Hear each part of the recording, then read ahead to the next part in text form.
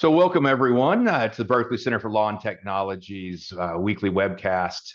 We have someone who's new to our program, but definitely not new to the university and not new to the world of tech law. Eric Troutman is, I think, probably the most dynamic, definitely the most dynamic and most creative of the TCPA defense lawyers out there. And I thought class actions were boring and uninteresting until I saw Eric's strategy and how he approached this topic. So as a reformed patent litigator, I stand humbled watching this kind of creativity. So with that, I want to introduce you to Eric Troutman and let him take you through some of the more interesting things happening in TCPA that you need to know about. So Eric, all yours. Absolutely. Thank you so much. And hey, everybody, I am Eric J. Troutman, better known as the Czar of the TCPA world, for those of you that don't know me. I'm a Cal alum. I'm a huge fan of Berkeley, and UC Berkeley, of course, is where I went to school undergrad. And we've got our logo, those of you that follow the program, right there on the field at Cal Memorial Stadium. So if you're watching football, you're going to see the Troutman Amin logo where I am a partner. I'm here to talk to you about the Telephone Consumer Protection Act. Which is a critically important statute for you all to understand. This is the federal crown jewel response to the robocall epidemic. So if you're making any kind of outbound calls, including text messages, including live calls, right, as we're going to talk about, and of course, auto dial calls, AI voice outreach, which everybody wants to do these days, any kind of voicemail that you're leaving, ringless voicemail, etc., any outreach that goes to a phone, you got to listen up, right? Because this is the federal statute that applies to you. And we need to understand that the TCPA is there's a private right of action under the statute, and TCPA litigation, which is your primary risk. Many areas of the law, you're worried about regulatory risk. You're worried about the FCC, the FTC, some regulator coming after you. In the TCPA, you were worried about private lawsuits because, as we're about to find out, this is the biggest cash cow in the history of the plaintiff's bar. So you've got to be prepared.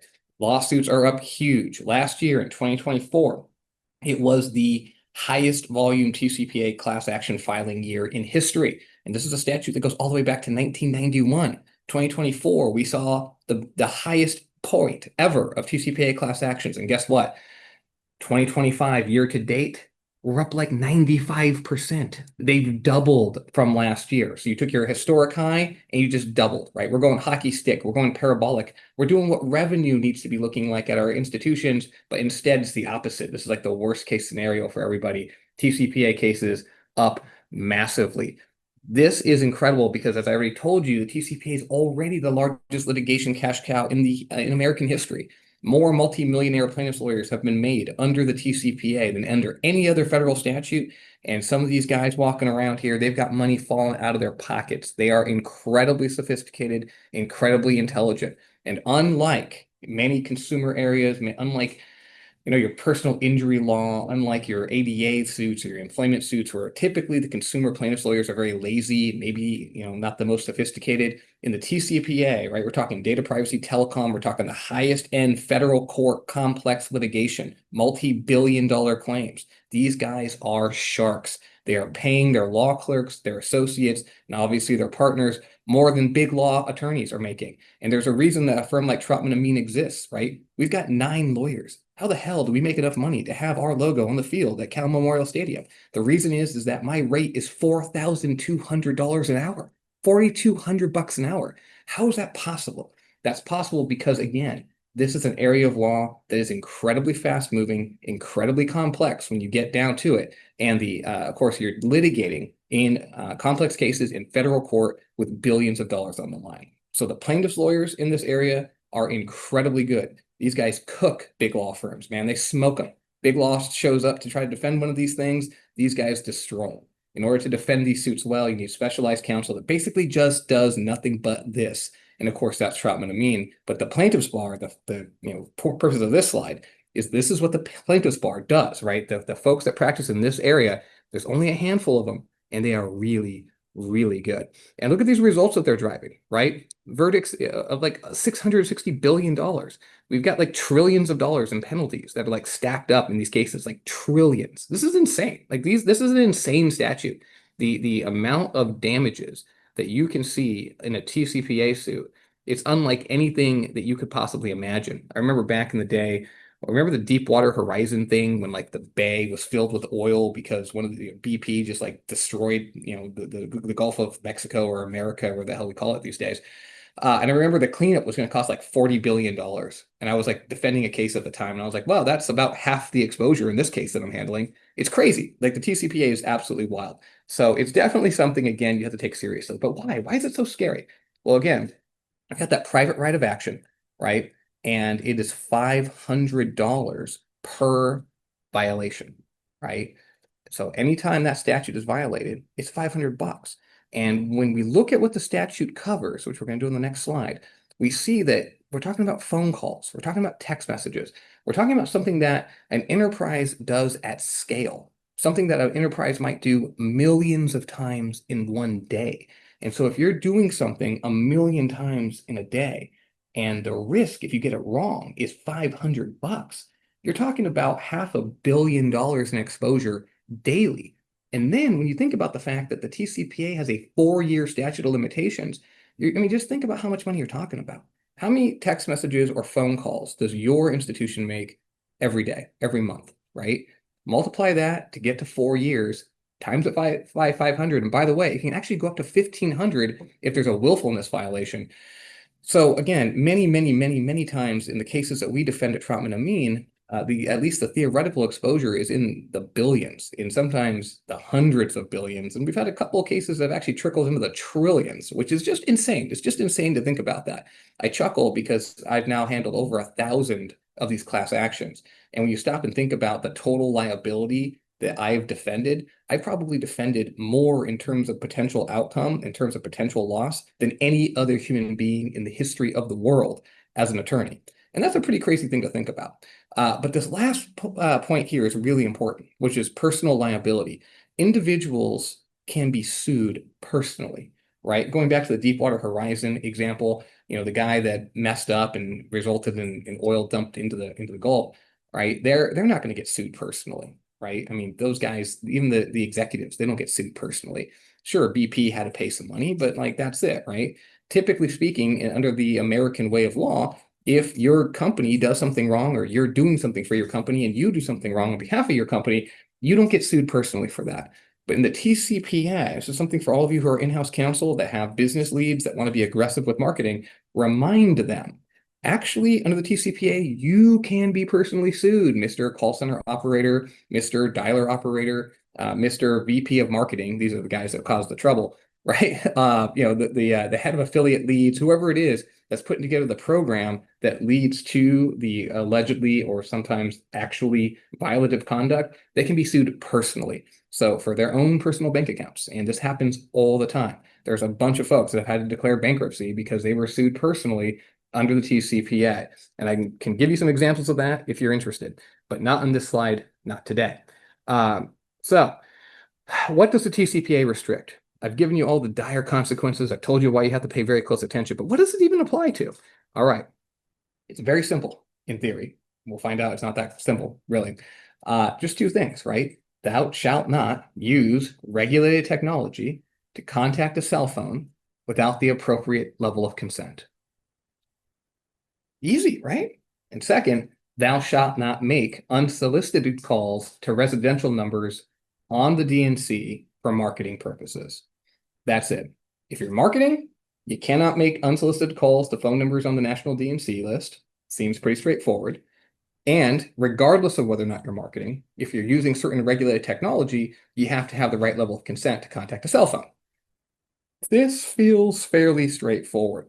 But unfortunately, the definition of regulated technology under 227B of the statute, actually it's 227A1 and 227B of the statute, is very challenging for people to kind of wrap their heads around. And I don't have a bunch of slides in this presentation on this because we've got some kind of more specific topics we're going to talk about. I think I'll do a later one with you, Wayne, that kind of breaks down regulated technology specifically to give people a better look at it. But at a high level, when we're talking about regulated technology, we're talking about auto dialers, right? What is an auto dialer?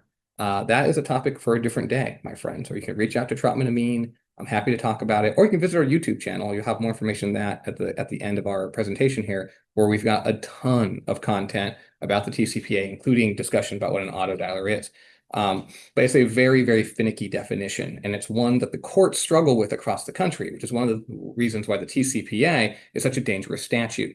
And because it's basically 100% federal court litigation, the district courts are in there kind of making law, right, in a patchwork fashion. And some judges look at the definition one way, some definition judges look at it differently. So it's really, really hard to put your finger down on it and say, this is what an auto dialer is.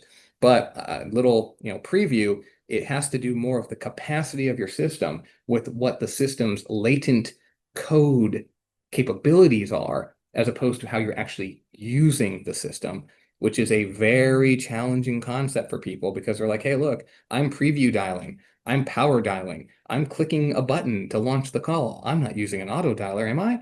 The answer might be yes. But again, that's a topic for a different day. Additionally, regulated technology includes, as I previewed earlier, AI voice technology, right? People love this stuff. Generative AI, we want to use this. We want to make outbound calls. This is great. We can fire all of our call center agents. We can just use AI. Maybe, but you've got to have the right level of consent to do that. Pre-recorded voicemails, very, very common. People love to use pre-recorded voicemails, right? Especially in the agent context where you've got a live agent. They're trying to reach that customer. The customer doesn't answer. They just want to push that button and leave that voicemail. Or, of course, ringless voicemail, where you're sending out 10 million voicemails at the same time. You're not even trying to reach the customer, get them on the phone. You're just trying to go straight to that voicemail and leave that voicemail for them. All of these are regulated technologies under the TCPA that require the right level of consent. Again, we're not going to dive too deep into what the right level of consent is in this presentation. You're going to have to tune back in for later presentations. You see how I do. But just at a high level, marketing is going to require express written consent, probably. I say probably because there's a whole mess right now about the FCC's previous rulings under the TCPA and whether or not they're still enforceable because of the Supreme Court case in McLaughlin, which I'm sure all of you have heard about.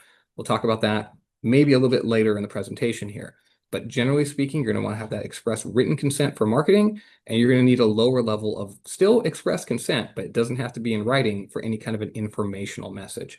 Looking back at the D&C rules now, this is rule number 2 or commandment number 2. It is a commandment, thou shalt. You cannot make marketing calls to numbers on the D&C.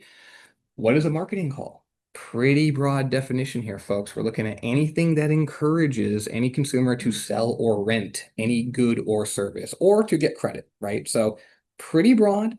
It does seem to exclude offers to buy. So if you are reaching out because you're a car dealership, you want to buy someone's car, or you're a real estate investor, you want to buy someone's house, in theory, you can send that message and say, hey, can I buy your house, please? And the court's split on this sometimes because the court's like, well, you're obviously trying to make a profit from this. And so therefore, essentially, you're doing reverse telemarketing. We still find that applies. But the majority of cases say, no, no, no, no. You actually have to be trying to get that consumer to buy something, not trying to buy something from the consumer. So that's kind of a line. Again, there's a lot of case law around that. I'm not trying to be comprehensive at this point, but just understand marketing versus non-marketing. And of course, when it comes to dual purpose calls, the classic informational message that's really a marketing message. I love the example of the mortgage company that sends around the text message to its servicing portfolio to say interest rates have dropped.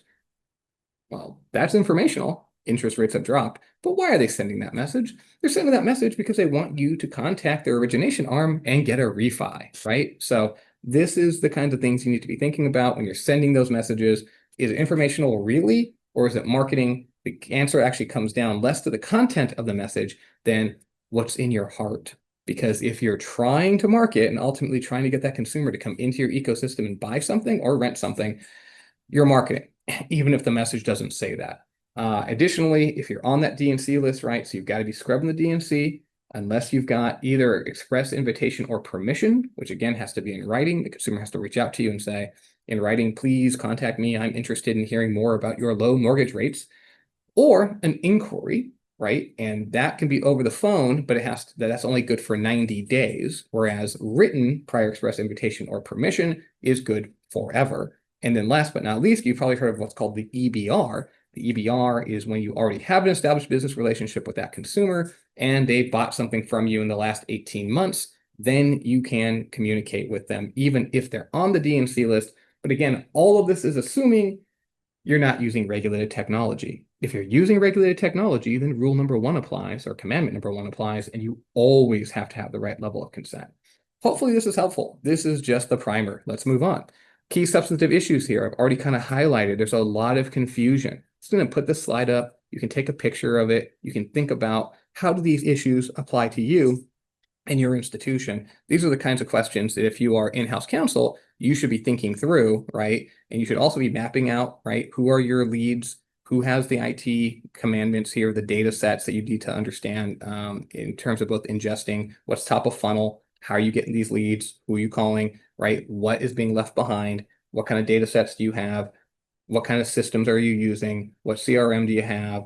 What's your data information warehouse look like? Right? You want to have all this stuff kind of mapped out so that you can really kind of understand, are you getting the right level of consent from the right person for the right use cases? Are you proving it, right? Do you have documented consent? Do you have documented communications that comply with the TSR and the TCPA rules?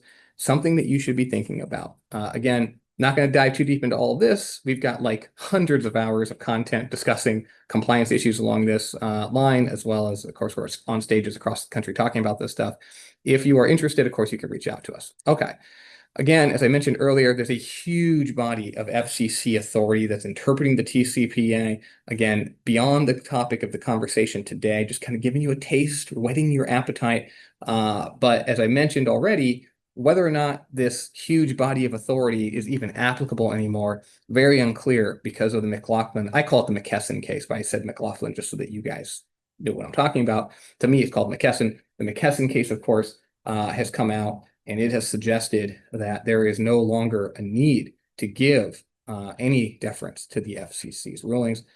This is a really wild concept because it's unclear whether or not these are just declaratory rulings that the Supreme Court's talking about, or if this applies to the entire CFR, which is the Code of Federal Regulation that the FCC has adopted pursuant to its authority from Congress to implement the TCPA. The Supreme Court uses some very loose language. If you ask ChatGPT, all of the CFR is gone. Now, you want to rely on that, I don't know. But it is very challenging to try to figure out exactly what the lay of the law is today. What we want to be focused on, of course, is the statutory language. And I'm going to give you a little sampling of some of the things that the courts have done recently after the Supreme Court came out. As I've already mentioned, right, you've got personal liability here. This slide, you're going to see, you've probably already seen quite a few pictures, right? These pictures come from my blog. That's tcpaworld.com. On tcpaworld.com, we break down literally every single TCPA case that comes out every single day. And guess what? You can go to tcpaworld.com and read this stuff without signing up. There's no most of the time you go to a website, it's like a paywall, or there's like a bound. You can't get through unless you kind of fill out some information. We don't do that. You can just go right now, and there's thousands of articles, and some of them will be right here that you're going to see a little sampling. So I'd like to put together just kind of some quick slides on the recent rulings that have come out. Here, this is not really a ruling. It's just a reminder to folks in the insurance vertical that these agents get sued personally all the time, right? So if you're looking for a suit against Allstate or Hero Senior Life Insurance Company, you might think, hey, I'm just a little agent. I'm not going to get sued personally. They get sued personally all the time in these cases, as do their brokerage. In the case of the captives, right, obviously the big name's going to get sued, and the big name's going to get sued really no matter what. Sometimes the lead company gets sued as well. Those of you that are not familiar with the marketing game, many times in the independent agent context, these guys are out there. They've got their State Farm, up on their little, their little local shop next to the Ace Hardware or whatever, and they have to get leads. They have to find people to call, so they'll buy leads. Right? These are data sets that somebody gets online. They'll make this purchase. God knows who they're buying the leads from. Many times it's completely invalid leads. They'll accept warm transfers. Many times these warm transfers are coming from call centers in Pakistan. right? I mean, it's a dirty game, that the lead gen game. So if you are in any way affiliated with a company that's buying leads, just recognize it's going to lead to potential class litigation here. And the point of this slide is that if you're the agent individually here, you might get sued, even though really they want to go after the big guys. This is a fascinating new settlement. Again, this is just from August 19th. We're recording this in September. So, very recent development here. This is the first time I've seen a case like this. As I've mentioned, 8-figure settlements, very common in the TCPA world. 7-figure settlements, if you can get one through. But this was an interesting case because the company that was being sued was a small company. I think they only had like 20 million in revenue, and they really had very little in terms of gross profit. And so, they were saying, hey, look, man, we can't afford to settle this case on the terms that you want. We're going to declare bankruptcy. Plaintiff's lawyer, please show mercy. And what the plaintiff's lawyers did to get around that is they put together a $30 million deal that they have to pay for 15 years. So, I mean, that's a long time to have a TCPA settlement hanging over your shoulder. And what's fascinating is even if this company raises capital, the TCPA plaintiffs lawyers are entitled to get 12% of any capital raise that these guys have. So they really thought this thing through. It's really very, very abusive. And unfortunately, it opens the window, if not the door, to these kinds of class litigation settlements against smaller companies. Whereas in the past, they've largely been focused on larger institutions that can afford to write the 7 or 8-figure check in one swoop. Something else to keep in mind, as I mentioned earlier, the TCPA is the federal crown jewel response to the robocall epidemic. As robocalls rise, the pressure on Congress to expand the TCPA and the states to create new mini TCPAs, which are out there. Remember, in America, you got to comply with the federal law, and then you have to comply with the state law of every state that you are calling into. And of course, there's 50 states, and 49 of them have laws that look at marketing. The only state that doesn't, at least as of this recording, is Iowa. Little trivia answer. But as robocalls go up, there's a lot of pressure. Now, I'm the I'm the president of an organization called REACH, that's Responsible Enterprises Against Consumer Harassment. We are the largest anti-robocall outfit in America, as far as I know, and it's a trade organization of lead generators, lead buyers, and marketers who are kind of committed to reaching the highest standards to prevent hurting consumers and harassing them and selling data too much. And there's a really good set of standards. It's a great organization. You should check it out. That's reachmbc.com. But through our efforts, we actually had helped to stop billions of robocalls. And throughout all of 2024, robocall levels were dropping. But in 2025, despite our best efforts, man, they are going right back through the roof. So it's really not a good thing, because as those robocalls rise, not only do consumers get annoyed, not only do you and I get annoyed, but the legislatures respond, and generally speaking, they're not doing the craftiest, most thoughtful stuff here. And so as these regulations get tighter, the laws continue to get tighter, the TCPA litigation continues to get more abusive. You need to continue to pay more attention than ever before. So keep these ideas and concepts in mind. And one example, an immediate response to the recent robocall increase was Texas. Texas, you're supposed to be business friendly, Texas. Texas has come out with an incredibly aggressive new amendment to its telemarketing rules that expand the definition of what is an auto dialer in Texas, give up to $5,000 in penalties for violating its statutes, and have a registration requirement that plaintiffs now can sue you for if you make any marketing calls into the state and you haven't first registered as a telemarketer in the state. And yeah, if you are using a telemarketer that's calling, you can be liable. And if you are the telemarketer that's calling, you can be liable. And again, that's $5,000 per violation. This is a really nasty thing, you guys. This is even worse than the TCPA. So again, as you can tell, this is this lovely young lady on the screen is my partner, Pooja Amin. We did a great breakdown of hour-long called Texas Travesty. You can Google that, or you can visit our YouTube channel. That's at Deserve to Win. That's our logo, Deserve to Win. The YouTube channel is at Deserve to Win.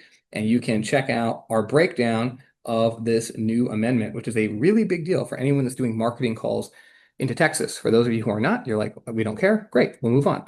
We're going to take a quick break, and it's not really a break. We're going to take a quick little tangent and talk about what the FTC has just done. Again, this is I'm going to be focused on marketers for a second.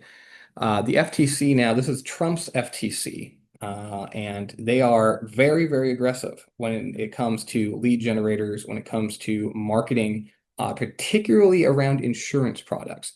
But really, this is going to apply to any consumer good. So if you watching this are with an institution that is involved in any kind of consumer marketing, you're going to want to pay very close attention to the next 5-10 minutes here. If you're not, you can just go ahead and like skip forward like 5-10 minutes. I'm kidding. You want the CLE credit. But in seriousness, the FTC had 2 consent orders come out on the same day, both against insurance marketing companies. One was against a company called Assurance IQ. Really interesting backstory to that company that I'm not going to go into, but it's actually very fascinating. And then another one against a company called Media Alpha. Now, Assurance IQ was like an insurance brokerage where you could go on to Assurance, which was at that time owned by Prudential, and you could use it as like a digital marketplace to compare insurance products. Problem is, at least according to the FTC, is that when you got an assurance agent on the phone, they were not going to be as honest with the consumer as they should have been. And although they were not selling in many instances comprehensive insurance products, they were engaging in quite a few tactics and tricks to convince the consumer that the products they were buying, which were really high cost, non-comprehensive products, really were comprehensive. They made other misrepresentations as well, which we're going to take a look at. So, Assurance gets hit with $100 million, $100 million, and Media Alpha, which is a pure lead generator, they got hit for $45 million. And as we're going to see, what's really fascinating and scary about what happened to Media Alpha is they were mostly being hung for things that their affiliates did. The upstream lead generators, upstream publishers that they were buying leads from, who had published content that was a little bit misleading. They, Media Alpha, were getting hung for the content that third parties were using to bring consumers, to trick consumers into coming into their ecosystem, to come in here and look at insurance products, right? But because these front enders were tricking consumers, Media Alpha had to pay about 45 million bucks. I'm going to go through this pretty quick because, again, as you'd expect, on our great YouTube channel at Deserve to Win, we've got an entire hour-long breakdown of this ruling. So what did they do wrong? I want to start with they hired Big Law.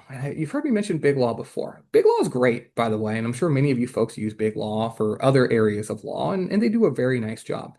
TCPA, highly, highly specialized. Cannot emphasize enough. This is not a place where you want to just trust the local Big Law guy that's really a complex litigator. He does like other consumer statutes, and it's like, yeah, sure, why not? Let's do TCPA.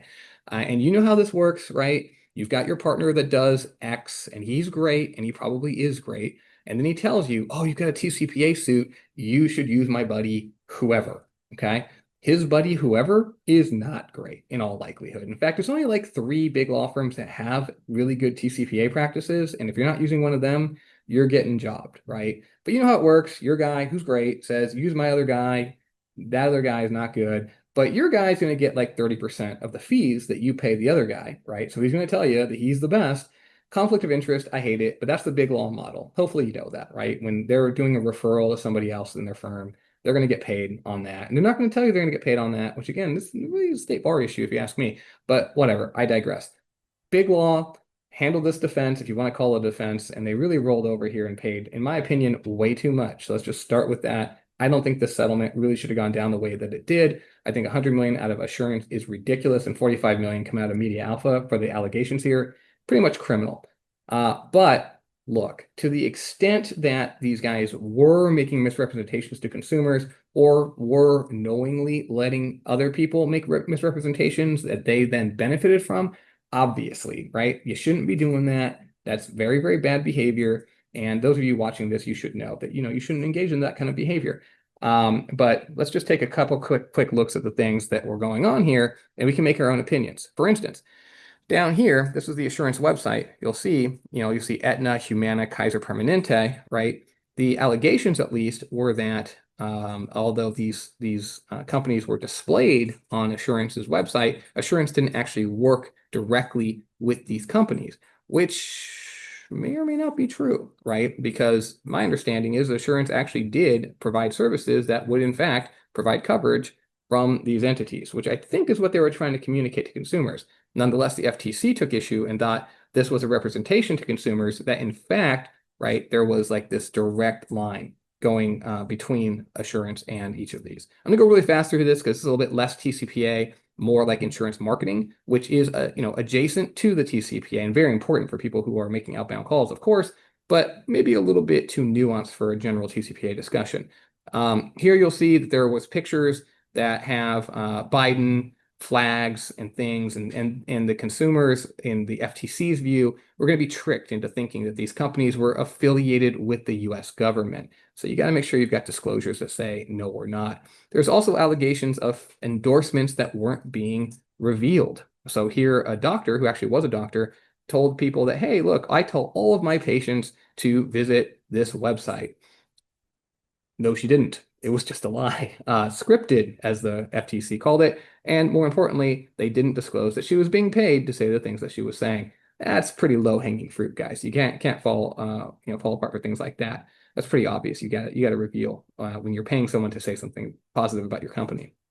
Additionally, there was a big concern that the commission had that these companies were basically buying spots on Google that were higher than government websites. So for instance, if you Googled, ACA insurance or Obamacare, you would show up with ObamacarePlans.com, which the commission believed was really confusing to consumers because consumers thought, hey, look, this is the Affordable Care Act website. The FTC argued that these companies were confusing consumers because consumers thought that this was the actual government website when it wasn't. It was just, of course, a third-party website, and they were going to get the brokerage fees when they brought people in and would actually then sell those products. To my eye, right, this is one of the places where I was just pissed. I mean, look, if they're doing a great job with their positioning on Google and they're driving clients and customers and they're otherwise being honest, I don't see what the issue is here. But the FTC didn't like it one bit. So something to keep in mind. Very important, though, for those of you, again, who are buying leads, right? And this is something that we see all the time. If we look on the left-hand side, you see at the bottom, right, it says, see my options. Consumers are being told that when they provide their email and their phone number and they click see my options, that they're going to get what? Options. But that's not what happens. Of course, they get led to another contact form. And if we look on the right-hand side, right, you'll see there's a place for the phone number again. You'll see household information, and it says see my plans. So both of these, right, there's one that says see my options. Consumer obviously is believing that they're going to see an option, right? It says up top, your quote is ready. See that? On the right-hand side, it says see plans and prices, right? You feel very good that when you provide all this information, you are going to get what? Plans and prices or a quote. Guess what you really get? You get absolutely nothing. You click that button and you'll get a thanks for contacting us. You'll be hearing from us soon, right? And what happens if you read the fine print, these individuals' data is then being sold, right? This is what's called the lead gen form. This is lead generation. You're looking at it, right? The consumer is told one thing, see my options, see plans and prices. They click the button. All they're actually doing is agreeing to the fine print. The fine print down here, if you read it, says you are giving consent to people on the one hand, it says our network of advertisers. On the other one, it says our marketing partners. And if you click on those hyperlinks, you will see thousands of names So the consumer just agreed to receive robocalls from thousands of different companies by clicking this form. The FTC did not like that. And you, as the lead buyer, if you're working for a company that is buying leads, right, and many institutions, either directly or indirectly, do this exact activity, you should understand that when you're buying leads that are being generated on websites like these, you might be liable. You might not be able to enforce that consent. The court might say, I don't care that you have a click on a form from a consumer that was told see plans and prices because they were tricked into clicking that button because they did not see plans and prices. There was no consideration for this contract of consent that they allegedly provided you. And this is also a very interesting data point. According to the FTC's complaint, there was 171,000 consumers that submitted a do not call contact request in connection with just one of these companies. So, I mean, this is very high volume, right? Then again, it's not really that high a volume.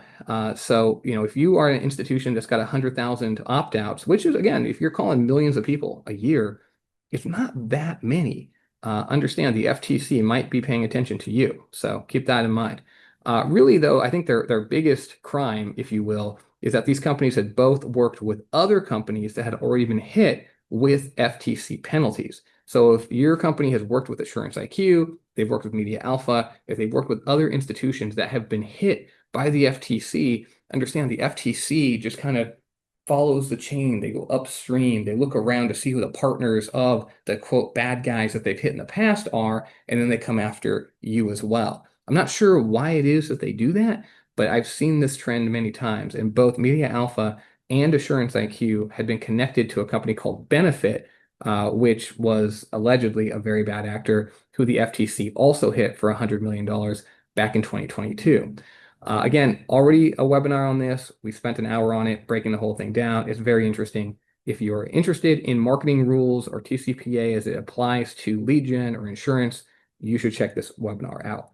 As I already mentioned, Reach, my trade organization, very good organization, trying to stop robocalls and trying to impose, if not have people willingly accept, very high standards that will stop unwanted calls. All right.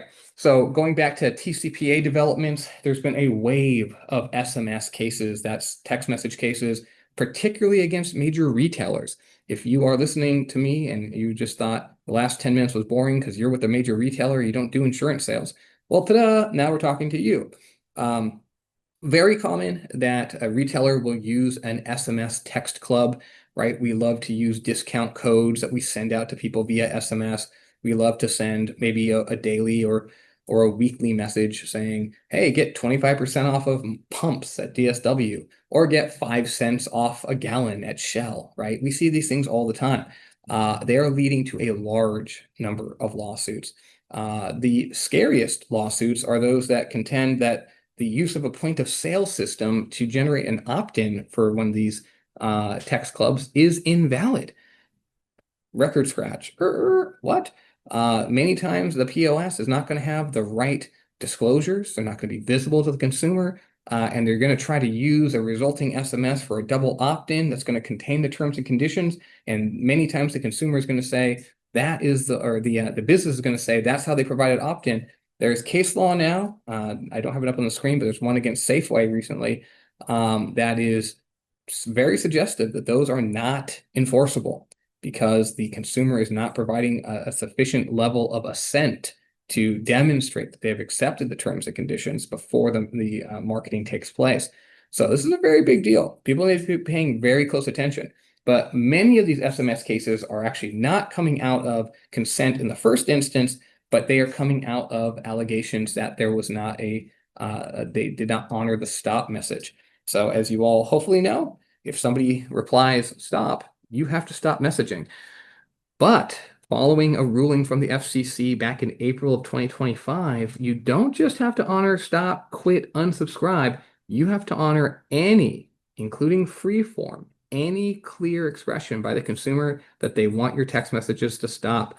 So we're seeing cases right now where the consumer said, cease and desist. The consumer said, knock it off, leave me alone. I don't want to hear from you again, right? None of these phrases include stop or quit or end, the things that you generally automatically receive, but each of them is a clear and express articulation that the consumer revokes their consent to be contacted. And for marketing purposes, you have to honor that period, full stop. If you don't, you are going to get sued. And that's what happened to Shell.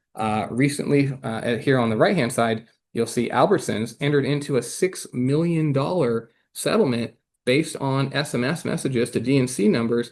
And that case was filed like 30 days before the settlement was entered into, right? These guys, they knew they were in some trouble. But it's not just Albertsons and it's not just Shell. Trust me, we're seeing hundreds of these cases. If you are a major retailer, if you're in any kind of retail vertical, you better be paying very close attention to this trend. If you haven't already been sued, you likely will be. If not for origination issues, like make sure that you can improve that consent in the first instance. than for stopping issues because people are having a really tough time honoring these free form communications. Another big, huge, very, very, very interesting trend, honeypots. So again, we're going to talk at a high level real quick. As you can tell, I'm going like a hummingbird, man. I'm just kind of moving quick from topic to topic. I'm going to give you guys a lot of kind of things to think about, but there's going to be more information available on all these things on our website if you're interested. But honeypot lawsuits, what the heck's a honeypot? So right now, as you know, there's a robocall epidemic. It's been going on since probably about 2016 in our country, and there's a lot of efforts to stop it. For instance, Reach is our effort to try to stop it by getting people together to follow standards to stop annoying consumers, but there's other efforts as well. Some of those efforts include, of course, private apps like your Umails or Nomorobos, which you've probably heard of. Well, these companies, in order to provide analytics to make sure that they understand what the robocalls out there look like so they can better inform their users in terms of what's a robocall and what's not, label it as spam or not spam, and more importantly, block it for their users' benefit, they have what's called honeypots, which are hundreds of thousands of phone numbers that these companies own that they use to, again, pay attention to what's going on out there, right? And they've got AI engines that are kind of listening to all the recordings that they receive, seeing who's calling, seeing who's not calling, right? Taking a look at what the ecosystem of outbound calling looks like in the United States. And if you've got 200,000 cell phones that you're receiving calls on, you're going to be able to have a pretty good window in terms of what the activity for robocalling looks like in the country. And that's why UMail publishes its robocall index based upon the results of its honeypot. But you're also going to have something else. You're going to have a lot of TCPA violations, right? Because if you got 100,000 phone numbers, you're probably getting 500,000 illegal calls a day from companies that are trying to call, hopefully, legitimate consumers and by other companies who are scammers or bad guys from overseas. What No More Robo has started doing is suing people under the TCPA for these violations. They sued, I think it was Synchrony Bank recently, and as you see here, they sued a company called RSI. This is a very scary development because, again, they've got hundreds of thousands of phone numbers, and there is a very good likelihood that your company has called one of these honeypots. So as the risk profile increases, as these honeypot lawsuits go up, it is very dangerous, really, for anyone to be calling, not just because of FTC concerns or carrier concerns or even private litigant concerns, but because now honeypots are going to get out there and start suing you for vast sums of money, not in a class action, just in an individual suit, asserting that they own the right to sue you for all 100,000 of these phone numbers. How do we avoid calling honeypots? Well, there's a lot of tactics, but really you've got to be very sure that you're calling legitimate phone numbers, right, from real consumers who you've contacted or reached on those numbers before. And if you're not, you've got to be using the reassigned number database. You should be using vendors that are looking at the accuracy of the phone number that you're calling, excuse me, the accuracy of the phone number that you're calling to assure that the subscriber matches the person you're trying to reach. And there's a lot of other tips and tricks. Again, you can reach out to us. But again, big development, because if No More Robo is going to be able to pull off suing on its own honeypot numbers, there's a big standing issue there, obviously, right? They're not a consumer of the phone. They're not using it for traditional phone usage. They're using it to analyze robocalls. Do they have standing? Is there Article 3 standing?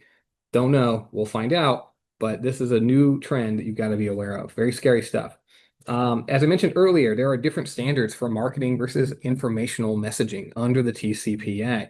I told you I wasn't going to dive too deep into it, but I will give you a quick example. This was an actual text message that was sent as part of a case recently. Mario's AC is reminding you to consider flipping off the breaker to your AC unit during a hurricane. We are here for you. Now, during a hurricane, those of you that don't live in hurricane areas, if you do not turn off your breaker, there could be a power surge when the hurricane comes through, and you could lose your AC, which in the high heat of a Florida summer could be a really bad thing. It could be a real health issue, especially for elderly people. And this message was sent ahead of a Category 5 hurricane that was just offshore. So Mario's AC sends this out, and they get sued. The plaintiff argues this was marketing. Mario's AC was sending out a marketing message trying to get consumers to buy their services. The defendant, they went off and hired Big Law. Big mistake, in my opinion. They brought a summary judgment motion pre-certification. Those of you that are complex litigators, you know, wait a second, you're bringing a certification motion, you're bringing a summary judgment motion, a dispositive motion before certification? Well, you just waived one-way intervention, buddy, and they did. And so the plaintiff counter sought summary judgment, arguing that this was not an informational message and that it was a marketing message. The court agreed with the plaintiff because that phrase, "we are here for you," suggested that the Mario's AC was looking to have these consumers call them back, potentially to use them for goods and services relating to their AC. A couple of problems with this ruling. First, as I already told you, the content of the message does not determine whether or not a message is marketing.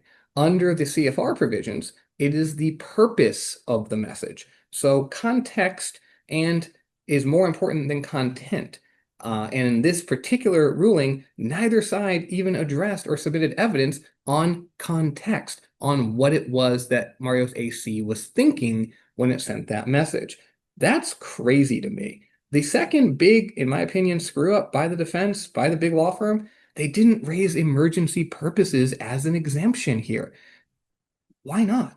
We've got a Category 5 hurricane coming down. We've got a message telling people, hey, look, if you don't take care of your AC, this could really be bad news. And by the way, that is a health issue. Because again, as I told you, you lose your AC and the power is out and no one can come to help you, and you're stuck in a house in 98-degree weather with 98% humidity, and you're an old person, you could die. So this is actually a very important message that was being sent out, and there is an exemption for emergency purposes, and it just wasn't raised. So this is a company who literally has lost summary judgment to the plaintiff. The plaintiff has won the case substantively before certification. You know that case is going to get certified because you've got that common issue. And now you've got a massive judgment. It should never have happened, in my opinion. But a really good case to tell you the difference between marketing and informational, sort of. All right. Another really fascinating trend in the TCPA world, as you can tell, I really like this stuff because this is what I do all day. And it's just a really interesting area of law. There are people, because there's so much money involved in these cases, as I told you, so much money. There are people who are trolls and they literally just set up litigation all day long. They just go around and they put their numbers into forums, or they have their friends put their numbers into forums, and then they get phone calls and they collect all the phone numbers and then they sue for it. There was recently a decision against a guy named Daniel Human, who had his phone analyzed by an expert, and they found dozens of text messages to other people's names, right? And virtually none to him, right? He had a phone and he had all these text messages, but none of them were to him. They were all to like other names because allegedly he was filling out forms using other people's names or letting other people fill out forms using his number with other names to set up lawsuits. And of course, he'd filed like 90 lawsuits. I mean, the guy was just a real litigator, real troll. Well, there's another case involving Allstate with a guy who was allegedly also a troll, kind of setting up these cases. And what's fascinating is, of course, where do trolls live? They live under bridges and also in internet chat rooms. And so these guys were apparently on some kind of robocall forum, and they were exchanging a bunch of tips and tricks on how to set up TCPA cases, and Allstate found out about it. They issued a subpoena to the forum. The forum resisted the subpoena, but ultimately a court down in Texas ordered them to produce the records. So we're going to reach out to Allstate's counsel, see if we can get a copy of those records. But I just think this is very fascinating. It's something for those of you who are being sued in TCPA cases to think about. You can go on the offensive. And if these guys are setting up lawsuits, you can go and find out what they're chatting to their buddies about, which I think is really cool. So as I mentioned earlier, McKesson has come out, it has suggested now that the FCC rulings are out the door. This creates a real true Pandora's box, right? There's a bunch of bad stuff that comes out of that because it's really hard to know what the law is now. But there's a couple of good things, which is now the defendants can make arguments that they couldn't make before. They could, for instance, argue that cell phones are not residential lines for D&C purposes, which if you stop and think about it, kind of makes sense. But so far, the firms that have been hired to make these arguments have not done a very good job, and the courts have ruled against them. So currently, there is about 8 cases that have come out since McKesson, since the Supreme Court ruling that says FCC rulings are not binding. And yet, in every single one of those cases, the court has still applied the FCC ruling. Now, this could be a little bit of inertia, right? Courts not wanting to depart from the old way of doing things. But if you stop and study the briefing and the results in these cases, you will find that these were not very well positioned arguments, I will say. So it's unfortunate. The plaintiff's bar has been very smart. They've benched my firm, meaning they just don't sue my clients on these issues. And if they do, they'll dismiss the case before we have a chance to brief them. They are very sophisticated. I told you, I was not kidding. These guys are very, very sharp. And so they are intentionally picking on certain lawyers in certain jurisdictions and creating positive case law for the plaintiff's side. And that sucks. But that is also how it is. So those of you that are kind of deep into TCPA issues, you may already know that McKesson's out there and that there's a new body of law that's being developed. What you probably didn't know is that the plaintiff's lawyers are way out ahead of this, and they're being very strategic and creating positive law for themselves and bad law for the defendants. A couple more real quick items, and then I'm going to just cut this off because I think I've given you a really good sample today. There is also a provision that I haven't mentioned yet, another commandment, if you will. Those of you who are doing marketing messages, you need to make sure that your caller ID is displaying the full name of either your company as the marketer or your company as the brand on behalf of whom the marketer is making the call.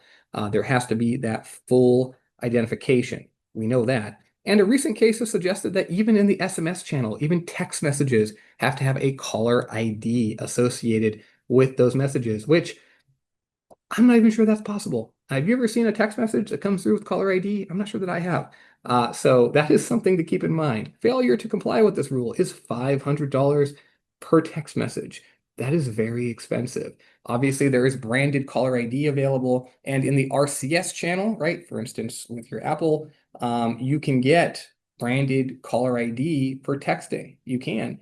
But that is very unusual and not something that is available to my knowledge in the SMS channel. So something to think about. Again, I'm just kind of putting stuff into your brain. You should research this. Again, reach out if you've got questions. I've got more answers than I'm giving you right now. Very last thing I'm going to touch on, which is fascinating.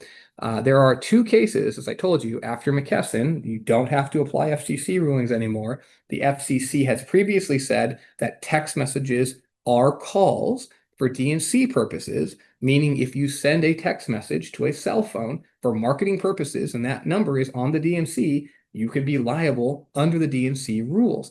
Well, at least two courts have now come out and said, no, the D&C rules do not talk about text messages, they talk about calls, and a text message is not a call. Now, I will tell you, this is contrary to about 100 cases that have said otherwise, but all those 100 cases followed FCC guidance, which the Supreme Court has now said is no longer binding. So two courts have said text messages are not calls. I will caution, at least one other court has said text messages are calls even after McKesson, but this is an interesting development and one to keep an eye on. Wayne, I'm just going to wrap it up there. I've got a lot of other slides, but I think we're at the time. I'll just put this up here so that you can see our YouTube channel if you'd like to see that.